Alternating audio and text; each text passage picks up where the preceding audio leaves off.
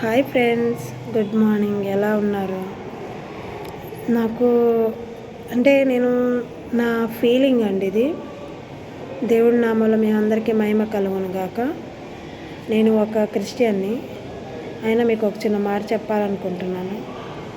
చాలామంది మనం క్రిస్టియనే కాబట్టి మనం నిజాయితీగా ఉండాలి, మనందరితో బాగుండాలి, మన నడవడిక ద్వారా ఒక్కళ్ళకి హాని జరగకూడదు, ఫ్రాంక్గా ఉండాలి, నీతి నిజాయితీగా ఉండాలి అనేవి అందరికీ తెలుసు. కానీ నీతి నిజాయితీ ఎంత ముఖ్యమో దేవుడు మనల్ని కేటాయించిన పని కూడా అంతే ముఖ్యం.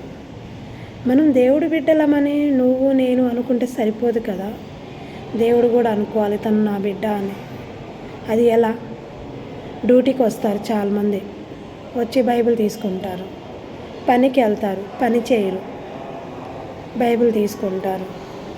వాళ్ళకి దేవుడు చెప్పిన పని వాళ్ళు సరిగ్గా చేయలేక దేవుడితో మేమున్నామని బైబిల్ తెరిచి కూర్చోవడము, ఆన్లైన్ ప్రేయర్ అని, ఇవన్నీ ఎంత మాత్రం కరెక్ట్ అండి? నాకైతే అసలు ఇది కరెక్టే కాదు. ఎందుకంటారా?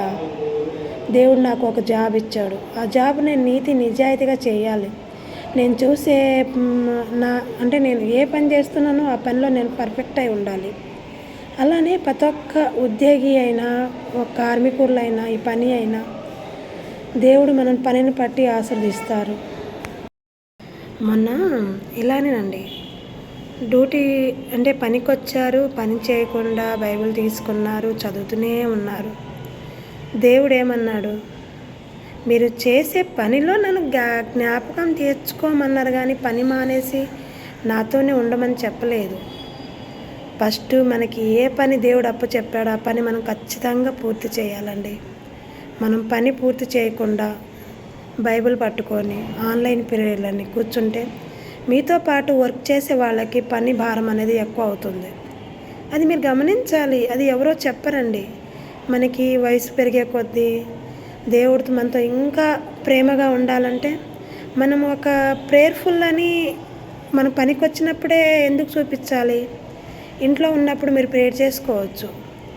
బయటకు వచ్చినప్పుడు అందరి ముందు మేము ప్రేయర్ వాళ్ళు ఏమనుకుంటారు తెలుసా? పక్కన వాళ్ళు చూసిన వాళ్ళు, నీ ప్రేయర్ అనేది కాదమ్మా, నీకు దేవుడు ఇచ్చిన పని పర్ఫెక్ట్ చేయి. తర్వాత నీతో పాటు జాబ్ చేసేవాళ్ళు, నీతో పాటు పని చేసే వాళ్ళకి పని ఒత్తిడి తగ్గించు, వాళ్ళతో అందరితో బాగుండు. తర్వాత నీ పనిలో దేవుణ్ణి తలుచుకో. ఎడతెగని ప్రేయర్ కూడా ఉందండి. ఎడతెగని ప్రేయర్ అంటే ఏంటి? ఉదయం నుండి సాయంత్రం వరకు మోకాలు వేసుకొని కూర్చోమని కాదు. మనం చేసే పనిలోనే, నువ్వు బట్టలు ఉతుకుతున్నావా? దేవా, నేను బట్టలు ఉతుకుతున్నాను, నా బట్టలు బాగుండాలి, నేను చేతులు నొప్పి రాకుండా చూడు, నేను అన్నం వండుతున్నాను మాడకుండా చూడు, నా పిల్లలు స్కూల్ పంపిస్తున్నాను, నా స్కూల్లో నా పిల్లలు బాగుండేలా చూడు.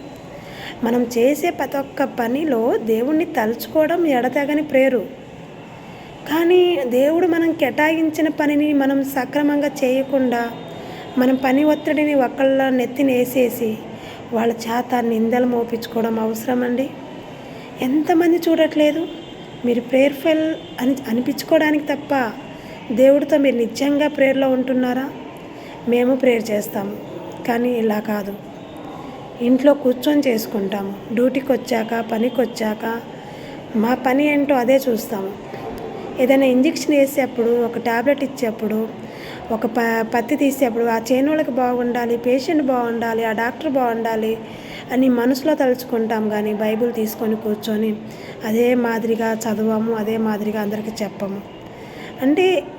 మేమేం తప్పు పట్టట్లేదు. మీ వల్ల చాలామంది సఫర్ అవుతున్నారు. మీ వల్ల చాలామంది వాళ్ళ మనసులో చెడుగా అనుకుంటున్నారు. ఇదంతా అవసరమా? అసలు ఎలా ఆలోచిస్తున్నారు మీరు? నాకైతే ఇది అస్సలు నచ్చలేదండి. నేను చాలామందిని చూశాను. నేను ఒక క్రిస్టియన్గానే చెప్తున్నాను.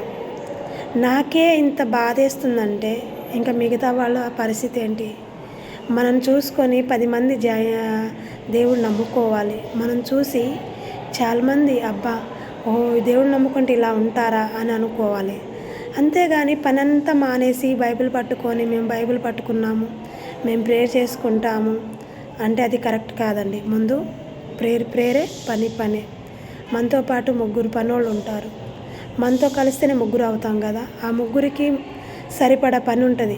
మీరు బైబిల్ తీసుకొని కూర్చొని ఉంటే ఆ ముగ్గురు పని ఇద్దరు చేయాలంటే ఎంత కష్టము.